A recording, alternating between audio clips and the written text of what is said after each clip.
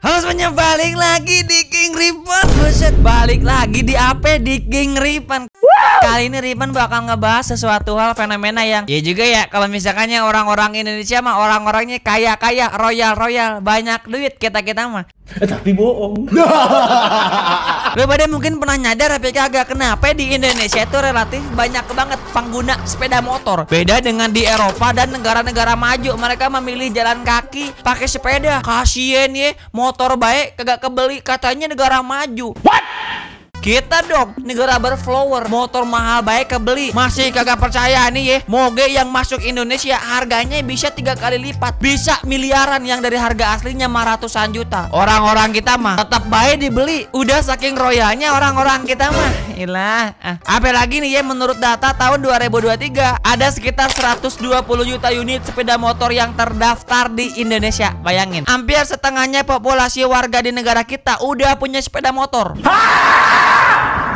Apalagi dengan pertumbuhan yang terus meningkat setiap tahunnya. Ada beberapa alasan kuat kenapa motor begitu populer di Indonesia, negara tercinta kita ini. Ripan bakal bahas, anjay.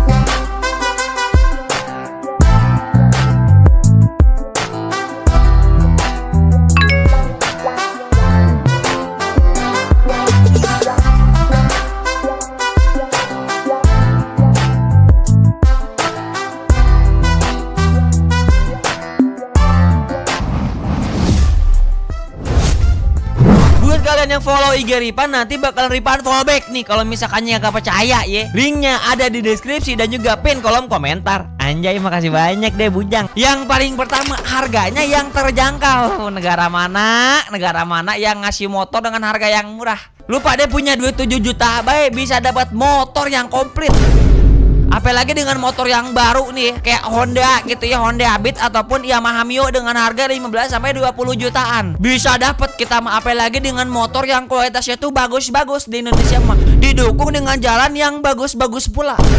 Bahkan ada juga sistem kredit. Sekarang motor harganya 15 juta pakai sistem kredit. Gimana orang kagak tergiur dah tuh. Orang-orang negara maju mah kagak ada pakai sistem kredit ginian mah kagak ada, Pak. Jadi membeli motor tuh emang efektif, lebih mudah dan murah, apalagi dengan DP seharga gorengan.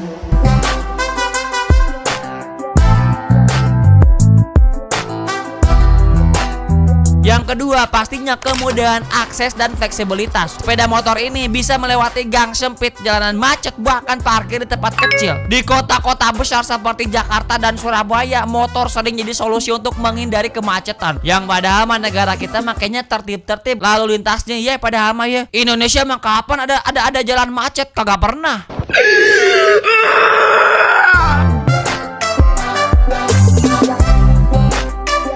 Terus yang ketiga, infrastruktur transportasi umum yang kurang memadai. Emang di banyak daerah, terutama di luar Pulau Jawa, pilihan transportasi umum sangat terbatas. Bus sering terlambat, kereta tidak menjangkau banyak wilayah, dan banyak transportasi berbasis aplikasi pun belum merata. Sekarang nih ada abang Gojek dari Pulau Jawa, dari Sumedang, minta Gojek ke Kalimantan. Rasionalnya di mana? Emang apa sih nggak boleh? Sombong amat. Pelon juga kalau misalkannya jalan-jalan di luar Pulau Jawa itu emang relatif bagus-bagus. Terus yang keempat, biaya operasional yang rendah. Motor emang lebih hemat BBM dibandingkan mobil dan perawatannya pun lebih murah. Apalagi motor-motor keluaran zaman sekarang tuh kuat-kuat. Ditambah lagi, masyarakat Indonesia sering memanfaatkan motor untuk berbagai keperluan. Hanya di Indonesia yang muat sawit 10 ton pakai motor Supra. Orang-orang di negara maju mah pakai alatnya khusus. Emang orang-orang kita mah emang kagak ada lagi dah katanya negara maju, malah ketinggalan maju sama negara kita. Makanya kalau misalnya Indonesia tuh orang-orangnya itu menggunakan full 100% kapasitas otaknya. Oke. Ya ilah, katanya negara maju.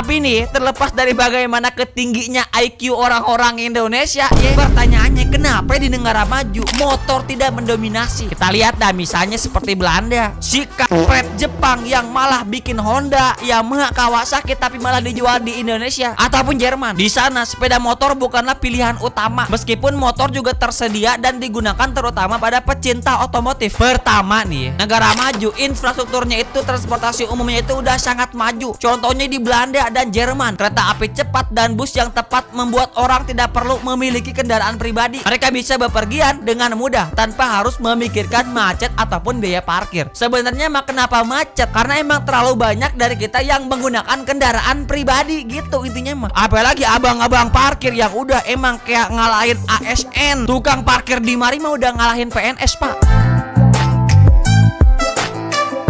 Terus yang kedua, gaya hidup yang lebih mengutamakan sepeda dan berjalan kaki. Di Belanda, sepeda adalah raja jalanan, bukan RX jambret.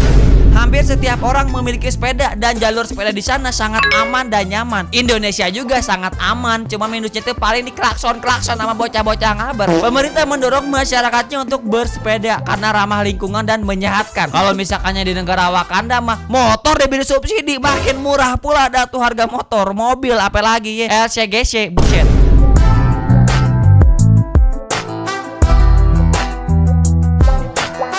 Terus yang ketiga, regulasi dan izin kepemilikan motor yang lebih ketat. Di banyak negara maju memiliki sepeda motor membutuhkan izin khusus yang tidak semudah di Indonesia. Misalnya nih, kerja di Eropa emang mayoritas bayarnya itu per jam, dan semua orang apapun kerjaannya pasti mampu kebeli mobilnya ataupun motor. Yang belum tentu mampu bayar adalah maintenance-nya, seperti asuransi, pajak, bikin SIM yang gak bisa ditembak. Ya meskipun di Indonesia juga bikin SIM gak bisa ditembak.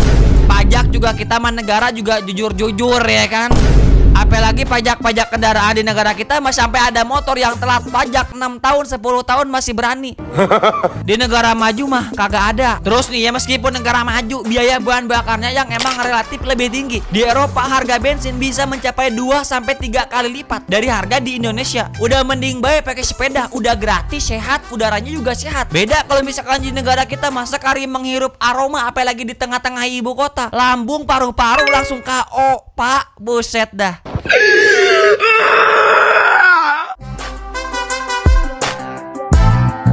Sekarang nih ya, kalau misalkannya kita lihat presentase perbandingan penjualan motor di beberapa negara biar bisa jadi gambaran. Jadi emang di Indonesia ini menurut data Asosiasi Industri Sepeda Motor Indonesia buset dah, benar ya, atau IC, penjualan sepeda motor pada tahun 2023 mencapai 5,4 juta unit dengan merek-merek seperti Honda, Yamaha, Suzuki yang emang mendominasi pasar. Apalagi si Honda Beat, penglaris Honda, gak ada Honda, gak ada Beat. Terus nih ya, si Lord perindapan kita semua India, penjualan sepeda motor bahkan emang meskipun emang jauh lebih tinggi, 15 juta unit per tahun. Merek seperti Hero, Bajaj, dan TVS adalah penguasa pasar di sono. Ya meskipun ini bukan contoh, apalagi emang negara-negara perindapan itu mah pengendaranya emang sewot-sewot, keren-keren. Terus Jepang nih, si absurd Jepang yang demen bener bikin motor tapi malah dijual keluar luar negara. Sebagai negara asal banyak motor mereka seperti Honda, Yamaha, dan Kawasaki. Bayangin, saat Indonesia 5,4 juta, India 15 juta, mereka mah cuma 350.000,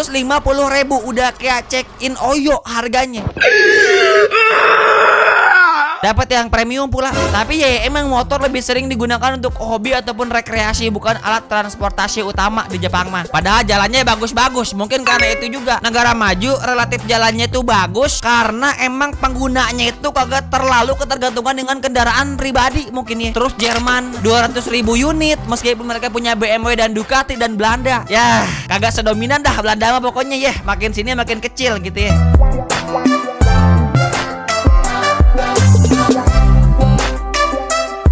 Terus nih, apakah emang regulasi di Indonesia membuat motor lebih mudah dimiliki? Indonesia emang terkenal dengan kemudahan memiliki sepeda motor. Seseorang yang ingusnya belum dilap juga baru bangun tidur udah bisa dapat motor langsung baik COD di perempatan ataupun depan rumah. Ya, seseorang hanya perlu memiliki KTP dan SIM, membayar pajak tahunan yang emang harganya itu relatif murah, dan sudah bisa memiliki motor, yaitu ataupun COD di pertengahan. Bahkan dengan sistem kredit, hampir semua orang bisa membeli motor tanpa perlu tabungan yang besar. besar. Sebaliknya mah di negara maju seperti Jerman, proses mendapatkan izin berkendara jauh lebih sulit. Kursus mengemudi bisa memakai biaya jutaan rupiah dan ujiannya pun cukup ketat. Setelah itu, pemilik motor harus membayar pajak tahunan yang tinggi ditambah asuransi yang wajib. Hal ini membuat orang lebih memilih kendaraan umum yang lebih murah dan praktis. Meskipun negara maju juga sama kayak di Indonesia. Kita kalau misalkannya bikin SIM ujian belum lulus ya wayahnya kagak bisa kita kayak nilepin uang gitu ya, nyelipin duit kagak bisa di negara kita mah jujur-jujur. Tapi karena emang skill mengendara negara kita yang emang lebih maju intelektual,